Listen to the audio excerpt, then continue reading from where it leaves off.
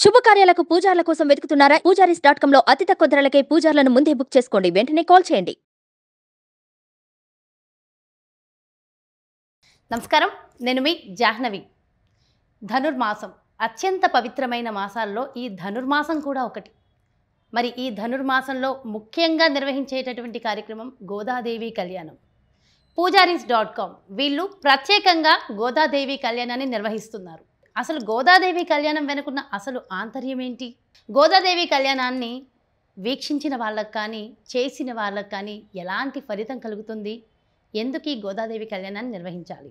పూర్తి వివరాలు మనకి వివరించడం కోసం మనతో ఉన్నారు పూజారీస్.com పూజారులు సచిన్ శర్మ గారు, అలాగే కృష్ణ శ్రీకృష్ణ ఫణికుమార్ శర్మ గారు. మరి ఇద్దరూ కూడా గోదాదేవి కళ్యాణం గురించి పూర్తి వివరాలు మనతో వివరించడానికి సిద్ధంగా ఉన్నారు. మాట్లాడేద్దాం. నమస్కారం అండి. నమస్కారం. అయితే ముఖ్యంగా పూజారీస్.com వాళ్ళు గోదాదేవి కళ్యాణాన్ని నిర్వహిస్తున్నారు. అసలు గోదాదేవి కళ్యాణం ఎందుకు నిర్వహించారు? శ్రీ గురుభ్యో నమః. శ్రీ మహాగణాధిపతయే నమః. శ్రీమత్యై విష్ణుచిత్తార్య మనోనందన హేతవే నందనందన సుందర్యై గోదాయై నిత్యమంగళం. ముందుగా గోదామ్మవారికి మంగళాశాసనలు తెలుపుతూ, భక్తులందరికీ కూడా అనేక విధములైనటువంటి కోర్కెలు అనేటివి ఉండడం సహజం. అందులో ఈ కాలములో చాలామందికి వివాహం అవ్వడం అనేది చాలా కష్టతరం అవుతున్నటువంటి సమయం కనిపిస్తూ ఉంది బయట ప్రపంచంలో. అయితే ఒకానొక సమయంలో ఈ గోదామ్మవారు శ్రీకృష్ణుణ్ణి దక్కించుట కొనకు కొంతమంది గోపికలతో కలిసి ఆవిడ ఒక వ్రతాన్ని ఆచరించారట. ఆ వ్రతాన్ని ఏ విధంగా ఆచరించారు, ఆవిడ యొక్క జన్మ వృత్తాంతంతో మనం తెలుసుకుంటూ ఈ యొక్క గోదా కళ్యాణం యొక్క విశేషాన్ని కూడా తెలుసుకుంటూ వద్దాం. అలాగే ముందుగా గోదా అమ్మవారు ఒక పుష్ప వనంలో చిన్న బాలికా రూపంలో విష్ణుచిత్తుడు అనేటువంటి ఒక ఆల్వార్ అనగా వాడు విష్ణు భక్తులు, వారికి ఆ అమ్మాయి దొరికిందట. వారు అమ్మాయిని తీసుకుని చక్కగా ఉంది అమ్మాయి అని చెప్పి పెంచుకుంటూ వస్తున్నారు. ఆండాల్ అనేటువంటి పేరు పెట్టి, గోదా అమ్మవారిగా మనం కూడా పిలుస్తూ ఉంటాము, ఆ విధంగా పేరు పెట్టి అల్లారముద్దుగా పెంచుతూ వస్తారు. అయితే ఆ అమ్మాయి తండ్రి దగ్గర శ్రీకృష్ణుడి యొక్క వృత్తాంతము, విష్ణుమూర్తి యొక్క వృత్తాంతములు వింటూ పెరుగుతూ వస్తుంది చిరకాలంగా. చిన్న వయసు నుంచి కృష్ణుడి యొక్క కథలు వినడంతో ఆమెకు వారిపైన మోహం కలుగుతుంది, ఇష్టం కలుగుతుంది. స్వామిని నేను వివాహం చేసుకోవాలి అనేటువంటి ఒక భావన కలుగుతుంది యుక్త వయసు వచ్చేసరికి. తండ్రి గారైనటువంటి విష్ణుచిత్తుల వారు నిత్యం కూడా విష్ణుమూర్తి ఆలయానికి వెళ్ళి స్వామివారికి అర్చనలు చేస్తూ వస్తూ ఉంటారు. వారి పూలవనంలో ఉన్నటువంటి పువ్వులన్నీ కూడా మాలలు కట్టించి రాత్రి ఇంట్లో పెట్టి ఉదయాన్నే స్వామికి తీసుకెళ్ళి సమర్పించేవారట. ఆ క్రమంలో గోదా అమ్మవారు నిత్యం కూడా స్వామికి అలంకరించే మాల తనకి తాను అలంకరించుకుని అద్దంలో చూసుకుంటూ మురిసిపోతూ ఉండేదట. నా స్వామి పక్కన నేను ఈ మాల వేసుకుని ఉంటే ఇంత అందంగా ఉంటానా అని అలంకరించుకుని అద్దంలో తాను చూసుకుంటూ మురిసిపోతూ ఉండేదట. తండ్రి గారు చూడకుండా మాల మళ్ళీ ఆ గంపలో పెట్టేశారు. ఇలా కొంతకాలం సాగుతూ ఉంటుంది. తండ్రి చూడకుండా మాల వేసుకోవడం, తనను తాను అలంకారం చేసుకోవడం, మళ్ళీ బుట్టలో పెట్టేయడం, ఆ విషయం తెలియని విష్ణుచిత్తుల వారు ఇదే పూలమాల తీసుకెళ్ళి స్వామికి సమర్పించడం క్రమంగా జరుగుతూ వస్తుంది. అయితే ఒక సమయంలో ఈ యొక్క విష్ణుచిత్తుల వారు తన కుమార్తె చేసినటువంటి గోదా అమ్మవారు చేస్తున్నటువంటి ఈ పూలమాల అలంకారము ఆయనకి తెలియకుండా తీసి పక్కన పెట్టడం అనే విషయాన్ని గమనిస్తారు. గమనించి గోదా అమ్మవారిని వారిస్తారు. అమ్మా, ఇది విష్ణుమూర్తికి మనం అలంకరించేటువంటి మాల, మనకి మాను అలంకరించుకోకూడదు అని చెప్తారట. అయితే తండ్రి మాటకు కట్టుబాటుగా అమ్మవారు ఆ యొక్క మాలను ధరించదు. తర్వాత రోజు విష్ణుమూర్తి వారు విష్ణుచిత్తుడు అంటే ఈ యొక్క అర్చకుల యొక్క కళ్ళలోకి వచ్చి స్వప్నంలో ఇలా చెప్తారట, విష్ణుచిత్త, నీ కుమార్తె ధరించినటువంటి మాల ఏదైతే ఉందో అదే నాకు చాలా ఆనందం. కాబట్టి రేపటి నుంచి నీ కుమార్తె అలంకారం చేసుకున్న మాలే తీసుకొచ్చి నాకు సమర్పించు అని చెప్పి స్వామివారు స్వప్నంలో విష్ణుచిత్తులో చెప్తారట. పరమానంద భరితులైనటువంటి విష్ణుమూర్తి చిత్తుల వారు మరుసటి రోజు నుంచి కూడా అదేవిధంగా గోదాదేవి అలంకరించిన మాలని స్వామికి సమర్పించడం జరుగుతుంది. ఈ క్రమంలో యుక్త వయసుకు వచ్చినటువంటి ఆ గోదామ్మవారు తనతో పాటు కొంతమంది స్నేహితులు కూడా ఉంటారు. వారినే మనం గోపికలు అని పిలుస్తూ ఉంటాం. ఆ గోపికలందరితో కలిసి శ్రీకృష్ణుడు ఎలాగైనా మనం కూడా దక్కించుకోవాలి అంటే వివాహం చేసుకోవాలని కానీ లేదంటే వారికి మన ప్రేమను తెలియచేయాలని కానీ చేయడం కోసం వీరొక వ్రతాన్ని ఆచరిస్తారు. ఆ వ్రతాన్ని ఏ విధంగా ఆచరించారు? 8 మంది గోపికలతో ఈ యొక్క వ్రతాన్ని ఆచరిస్తారు. ఏ విధంగా ఆచరించారు, ఆ తర్వాత శ్రీకృష్ణుడు వీరికి ఏ విధంగా పలికారు అనేటువంటి వృత్తాంతం మొత్తాన్ని కూడా మనకి దివ్య ప్రబంధము అనేటువంటి ఒక గ్రంథంలో చెప్పబడింది. అయితే ఈ అమ్మవారి యొక్క వృత్తాంతం మొత్తం 30 పాశురములుగా చెప్పబడింది. ఈ ధనుర్మాసం మొత్తము కూడా ప్రతిరోజు ఒక్కొక్క పాశురాన్ని పారాయణ చేస్తూ ఆ యొక్క పాశురం యొక్క అర్థాన్ని తెలుసుకుంటూ వ్రతంగా ఆచరించి భోగి రోజు అమ్మవారికి శ్రీరంగనాథుడితో వివాహం జరిపించడం అనేది ఆనవాయితీగా వస్తుంది. అమ్మవారు ఈ విధంగా వ్రతాన్ని ఆచరించిన తర్వాత స్వప్నంలో స్వామివారు అడుగుతారట, తండ్రి గారు అడుగుతారు, అమ్మా నీకు ఎవరిని వివాహం చేసుకోవాలని ఉంది స్వామి? నాకు శ్రీరంగంలో ఉన్నటువంటి శ్రీరంగనాథుడిని వివాహం చేసుకోవాలని ఉంది అని గోదామ్మవారు చెప్పిన వెంటనే భోగి రోజు సరైనటువంటి ముహూర్తం అని భావించిన స్వామివారు గరుత్మంతుని మీద శ్రీరంగం నుంచి శ్రీవల్లిపుత్తూరు వరకు వచ్చి అక్కడ ఆండాలుగా పిలువబడేటువంటి గోదామ్మవారిని కళ్యాణం చేసుకున్నారు. అయితే అప్పుడు గోదామ్మవారు స్వామివారి పక్కన చేరింది కాబట్టి ఎంతో మహిమలతో ఉండగా అక్కడ ఉన్నటువంటి కళ్యాణం చూసిన భక్తులందరూ కూడా ఈ విధంగా అడిగారట, మీ కళ్యాణం ఈనాడు మేము చూస్తూ ఉన్నాము, మాకు పరమానందం.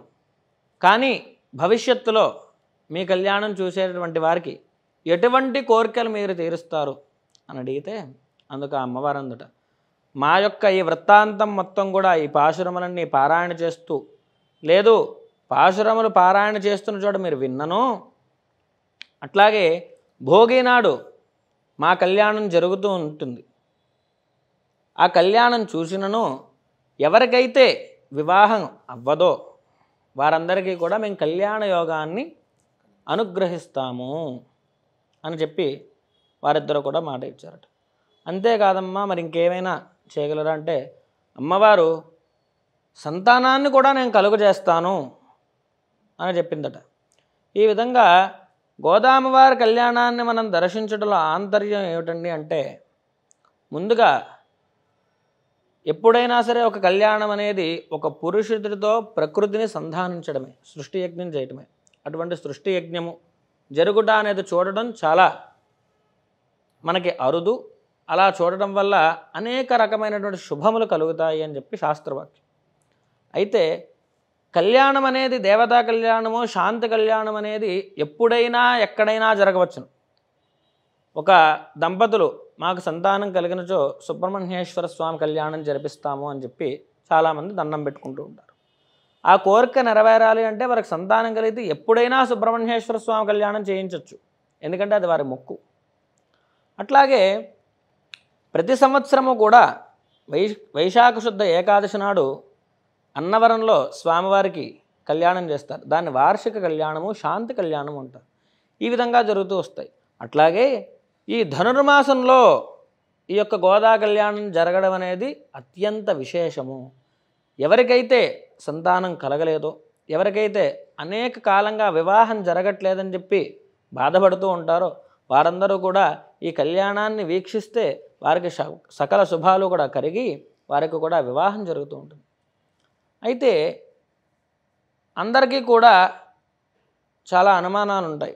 ఏమండి, చైత్రము, వైశాఖము, జ్యేష్టము, ఆషాఢము, శ్రావణము, భాద్రపదము అని చెప్పి మనకి తెలుగు మాసాలు 12 అని చెప్పారు.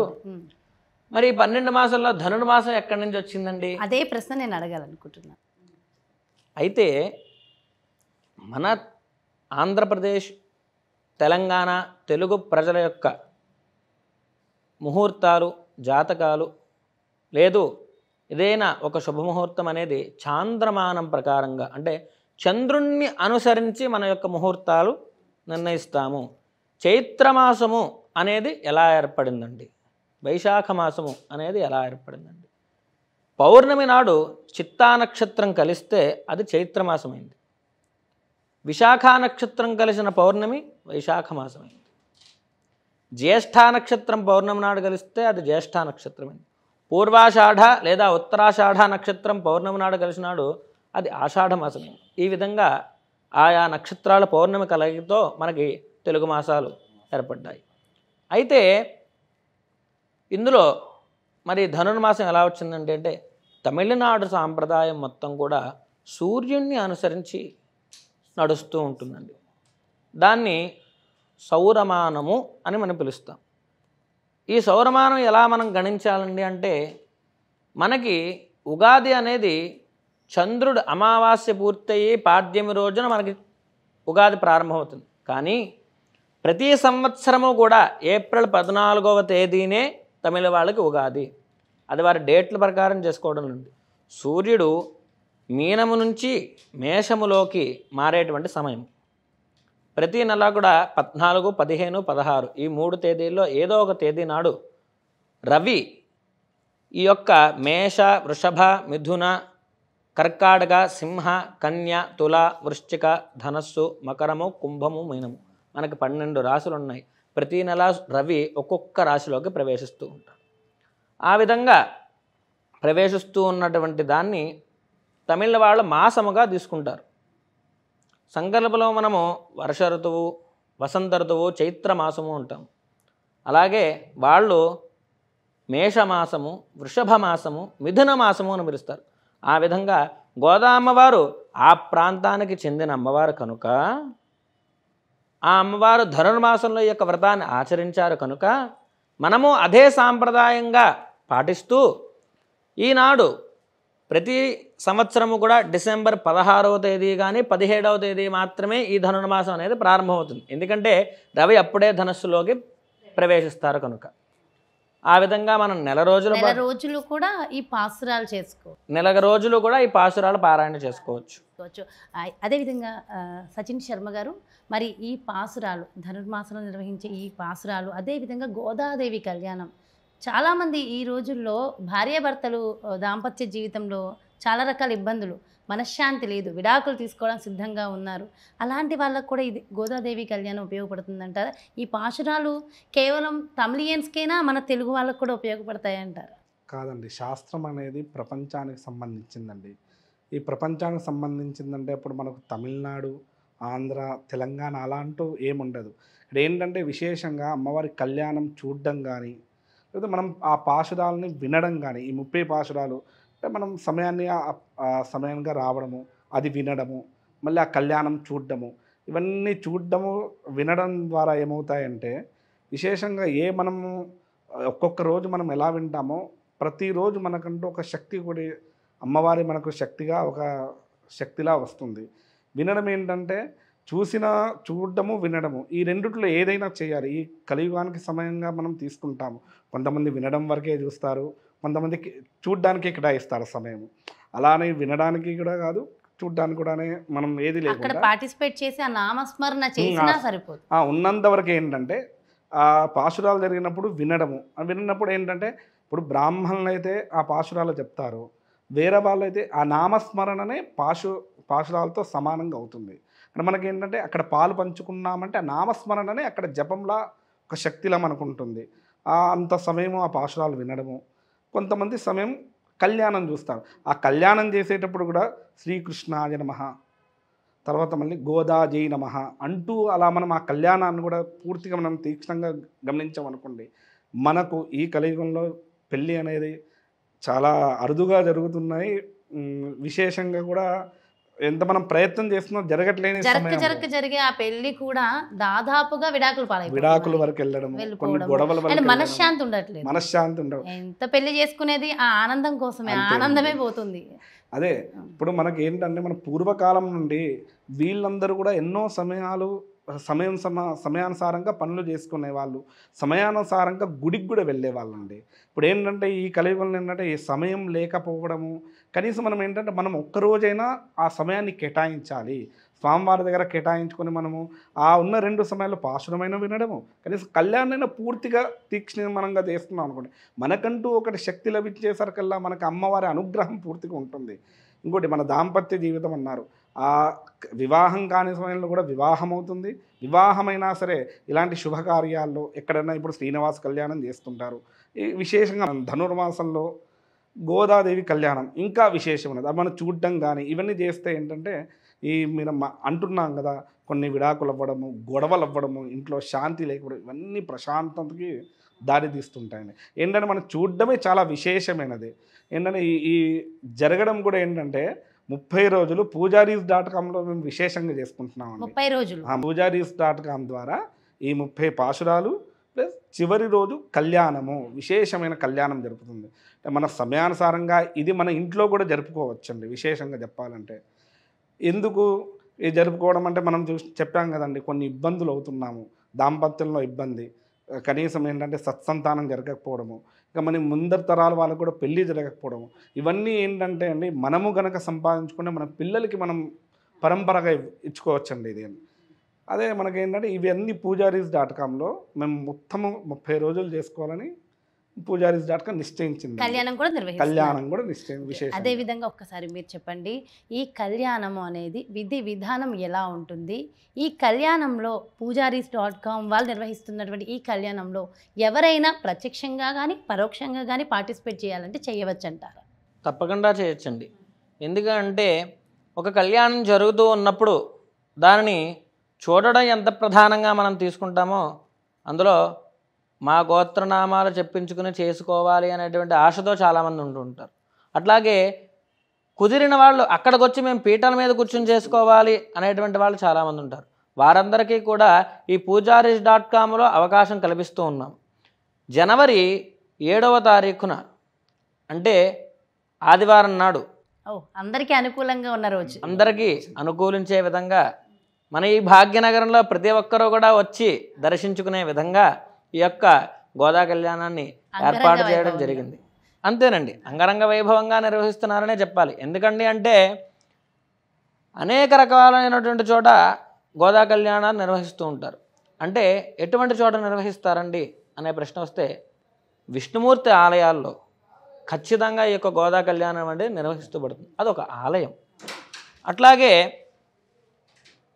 మేము ఏమిటండి అంటే ఇదొక సంస్థ, పూజారీస్.com అనేటువంటి ఒక సంస్థలో లోక కళ్యాణార్థం ప్రతి ఒక్కరి యొక్క కోరికలు నెరవేరాలి అనేటువంటి ఒక సత్సంకల్పంతో ఈ యొక్క సంస్థ అనేది ప్రారంభించబడింది.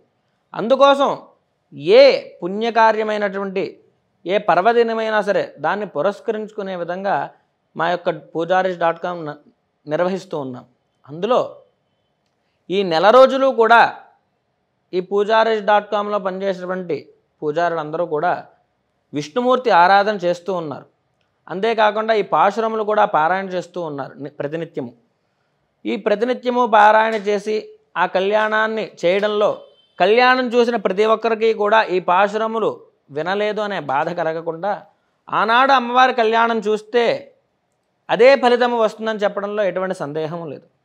ఎవరైనా మేము పీటల మీద కూర్చుని ఈ యొక్క కళ్యాణంలో పాల్గొంటాము అనేవారు ఎవరైనా ఉంటే ముందుగా మాకు తెలియపరిస్తే దానికి తగినటువంటి ఏర్పాట్లు చేసుకుని ఆ రోజు కళ్యాణంలో వారు కూడా పాల్గొనే విధంగా స్వామివారు భాగ్యం కలిగిస్తారు. చాలా సంతోషం అండి. నిజంగా అంటే గోదాదేవి కళ్యాణం గురించి పూర్తి వివరణ, అసలు ఈ నెల మొత్తానికి ఉన్నటువంటి ఆ ప్రత్యేకతని పూర్తిగా వివరించి ఆ గోదాదేవి కళ్యాణానికి సంబంధించి పూర్తి వివరణ ఇచ్చారు. చాలా డీటెయిల్డ్ ఇన్ఫర్మేషన్ ఇచ్చారండి. Thank you so much. అదేవిధంగా మరి అక్కడ ఇంకా వేరే ఏమైనా ప్రత్యేకత ఉంది అంటారు? పూజారీస్.com అనేటువంటి ఒక సంస్థలో ఋగ్వేదము, యజుర్వేదము, శుక్ల యజుర్వేదము, సామవేదము, అథర్వవేదము, మనకి 4 వేదాలు కూడా అక్కడ అందుబాటులో ఉన్నాయండి. ఆ పీటల మీద కూర్చునేటువంటి ప్రతి ఒక్కరికి కూడా కళ్యాణము చూసి ఎంత ఆనందం అయితే పొందుతారో వారందరికీ కూడా సకల సుఖాలు లభించాలి, సర్వ సంపదలు కలగాలి, వారికి ఉన్నటువంటి కష్టాలు బాధలన్నీ తొలగిపోవాలి అంటే మంచి పండితుడు ఆశీర్వదించాలని అందరూ కోరుకుంటూ ఉంటారు. ఆ ఆశీర్వచనం కూడా 4 వేదాలతో ఈ కళ్యాణం అనంతరం అందరికీ జరపబడుతుంది.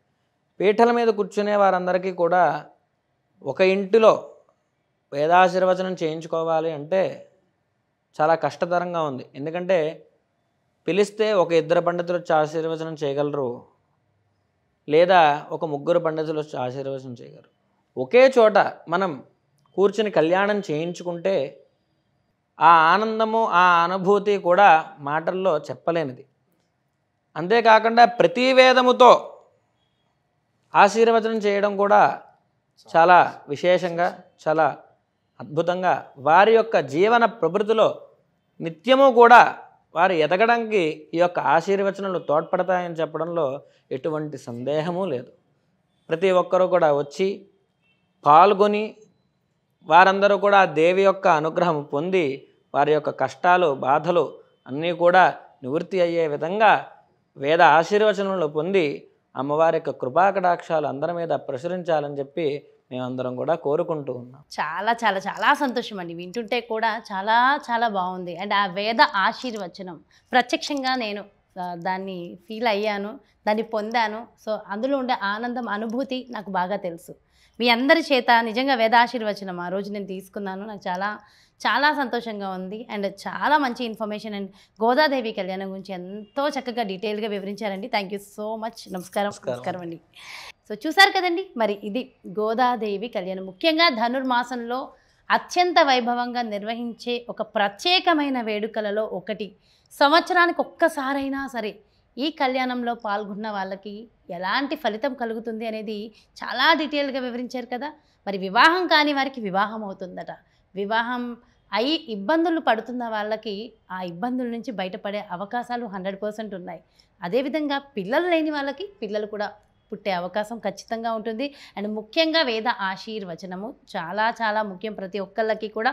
అద్భుతమైన రోజు జనవరి 7వ తారీఖున మరి పూజారీస్.com వారు ప్రత్యేకంగా నిర్వహిస్తున్నటువంటి ఈ ప్రత్యేకమైన గోదాదేవి కళ్యాణంలో మీరు కూడా పాల్గొని విశేషంగా మరి మీరు కూడా మీకున్నటువంటి అద్భుతమైన అవకాశాన్ని ఉపయోగించుకోవాలి అనుకుంటే వివరాల కోసం క్రింద డిస్ప్లే అవుతున్నటువంటి నెంబర్స్కి కాల్ చేయండి, డీటెయిల్స్ తెలుసుకోండి. నమస్తే, మీ జాహ్నవి.